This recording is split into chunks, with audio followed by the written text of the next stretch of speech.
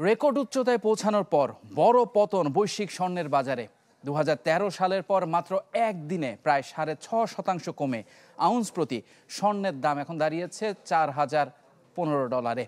মূলত চীনের সাথে যুক্তরাষ্ট্রের বাণিজ্য উত্তেজনা কিছুটা কমায় মার্কিন ডলারের অবস্থান শক্তিশালী ও অতিরিক্ত কেনার কারণে এমন অবস্থার সৃষ্টি হয়েছে বলে জানাচ্ছেন খাত সংশ্লিষ্টরা।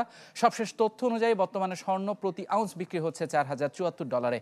এর আগে মার্কিন সুধার হ্রাস, শুল্ক আলোচনা ও মার্কিন শাটডাউনকে কেন্দ্র করে গেল 20 অক্টোবর রেকর্ড $4400 পৌঁছায় স্বর্ণের দাম। একই অবস্থা রূপার বাজারেও 2021 সালের পর দিনের ব্যবধানে 8% দাম কমেছে ধাতুটির, আর বিক্রি হচ্ছে আউন্স প্রতি $48।